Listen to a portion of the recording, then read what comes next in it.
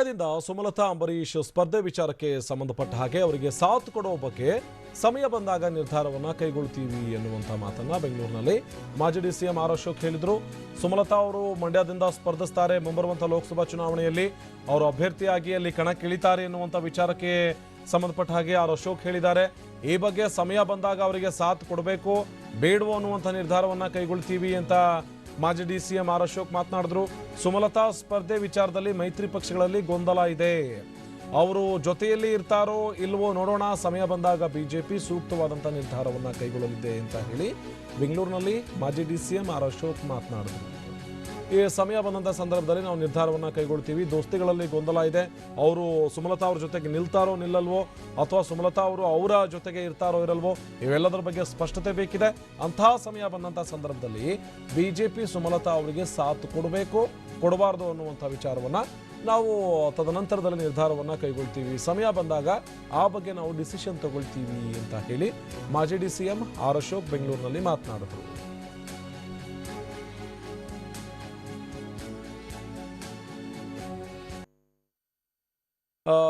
ಇದು ಸುಮಲತಾ ಅವರ ಸ್ಪರ್ಧೆ ವಿಚಾರಕ್ಕೆ ಸಂಬಂಧಪಟ್ಟ ಹಾಗೆ ಬಿಜೆಪಿಯಿಂದ ಬರ್ತಾ ಇರುವಂಥ ರಿಯಾಕ್ಷನ್ ಇದು.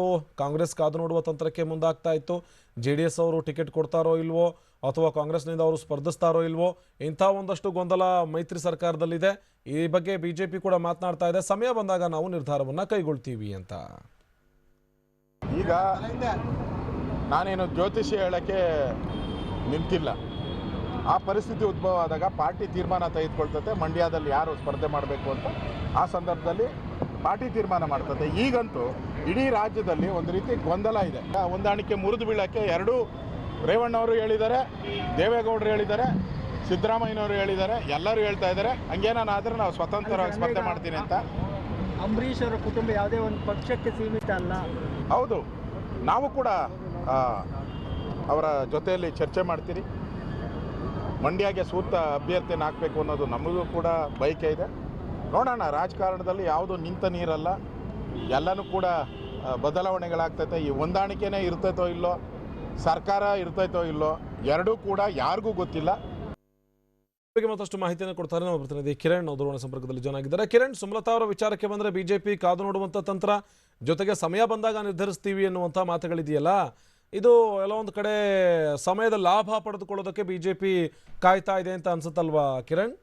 ಖಂಡಿತವಾಗಿಯೂ ಕೂಡ ಆನಂದ್, ಯಾಕಂದ್ರೆ ಪರಿಸ್ಥಿತಿಯನ್ನ ಕಾದು ನೋಡಿ ತನ್ನ ಒಂದು ನಿರ್ಧಾರವನ್ನ ಪ್ರಕಟಿಸುವಂತ ಅಥವಾ ನಿರ್ಧಾರವನ್ನ ತೆಗೆದುಕೊಳ್ಳುವಂತಹ ಒಂದು ನಿಟ್ಟಿನಲ್ಲಿ ಸುಮಲತಾ ವಿಚಾರದಲ್ಲಿ ಬಿಜೆಪಿ ಈಗ ಯೋಚನೆಯನ್ನ ಮಾಡಿರುವಂತದ್ದು. ಯಾಕಂದ್ರೆ ಸುಮಲತಾ ಈಗ ಮಂಡ್ಯದಿಂದ ಸ್ವತಂತ್ರವಾಗಿ ಸ್ಪರ್ಧೆ ಮಾಡ್ತಾರೋ, ಸ್ವತಂತ್ರ ಅಭ್ಯರ್ಥಿಯಾಗಿ ಸ್ಪರ್ಧೆ ಮಾಡ್ತಾರೋ ಅಥವಾ ಕಾಂಗ್ರೆಸ್ ಟಿಕೆಟ್ ನಡಿ ಸ್ಪರ್ಧೆ ಮಾಡ್ತಾರೋ ಅಥವಾ JDS ನ ಟಿಕೆಟ್ ನಡಿ ಸ್ಪರ್ಧೆ ಮಾಡ್ತಾರೋ, ಇನ್ನು ಈ ಬಗ್ಗೆ ಯಾವುದೇ ರೀತಿಯಲ್ಲೂ ಕೂಡ ಸ್ಪಷ್ಟತೆ ಇನ್ನೂ ಕೂಡ ಸಿಕ್ಕಿಲ್ಲ. ಸ್ವತಃ ಸುಮಲತಾ ಅವರು ಕೂಡ ತಮ್ಮ ಸ್ಪರ್ಧೆಯ ಬಗ್ಗೆ ಎಲ್ಲೂ ಕೂಡ ಖಚಿತವಾದಂತಹ ಮಾತುಗಳನ್ನ ಹೇಳಿಲ್ಲ. ನಿನ್ನೆ ಬೆಂಗಳೂರಿಗೆ ಅಭಿಮಾನಿಗಳು ಬಂದು ಅವರನ್ನ ಒತ್ತಾಯ ವ್ಯಕ್ತಪಡಿಸಿದ ಸಂದರ್ಭದಲ್ಲೂ ಕೂಡ ಅವ್ರು ನಾವು ಸ್ಪರ್ಧೆ ಮಾಡ್ತೀನಿ ಅನ್ನುವಂತ ಮಾತನ್ನ ಹೇಳಿದ್ರೆ ಹೊರತು ಯಾವ ಪಕ್ಷದಿಂದ ಅಥವಾ ಯಾವ ಟಿಕೆಟ್ ನಡಿ ಸ್ಪರ್ಧೆ ಮಾಡ್ತೀನಿ ಅನ್ನುವಂತ ಬಗ್ಗೆ ಸ್ಪಷ್ಟತೆಯನ್ನು ಕೊಡದಿರುವಂತಹ ಕಾರಣದಾಗಿ ಬಿಜೆಪಿ ಮೊದಲೇ ತನ್ನ ಒಂದು ನಿರ್ಧಾರವನ್ನ ಪ್ರಕಟಿಸುವಂತ ಅಥವಾ ಸುಮಲತಾ ಅವರಿಗೆ ಬೆಂಬಲ ಘೋಷಿಸುವಂತಹ ಒಂದು ತಪ್ಪನ್ನ ಮಾಡದೇ ಇರೋದಕ್ಕೆ ತೀರ್ಮಾನವನ್ನ ಮಾಡಿದೆ. ಯಾಕಂದ್ರೆ ಕೊನೆಯ ಕ್ಷಣದಲ್ಲಿ ಸುಮಲತಾ ಕಾಂಗ್ರೆಸ್ ಟಿಕೆಟ್ ನಿಂದ ಸ್ಪರ್ಧೆ ಮಾಡಿದ್ರೆ ಅಥವಾ ಸ್ವತಂತ್ರ ಅಭ್ಯರ್ಥಿಯಾಗಿ ಸ್ಪರ್ಧೆ ಮಾಡಿದ್ರೆ ಅಲ್ಲಿ ಬಿಜೆಪಿ ಆಗ ಕೊನೆಯ ಕ್ಷಣದಲ್ಲಿ ಬಿಜೆಪಿ ಕೂಡ ತನ್ನ ನಡೆಯನ್ನು ಇಡೋದಕ್ಕೆ ಕಷ್ಟ ಆಗುತ್ತೆ.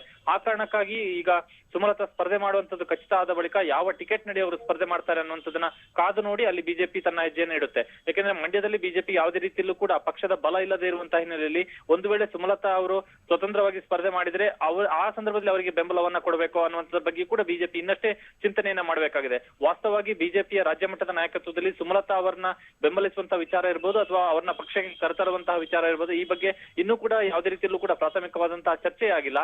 ಆ ಕಾರಣಕ್ಕಾಗಿ ಈಗ ಸುಮಲತಾ ವಿಚಾರದಲ್ಲಿ ಪರಿಸ್ಥಿತಿಯನ್ನ ನೋಡ್ಕೊಂಡು ಬಿಜೆಪಿ ತನ್ನ ಒಂದು ತೀರ್ಮಾನವನ್ನು ತೆಗೆದುಕೊಳ್ಳುತ್ತೆ ಅನ್ನುವಂತಹ ಮಾತನ್ನ ಇವತ್ತು ಅಶೋಕ್ ಹೇಳಿರುವಂತದ್ದು.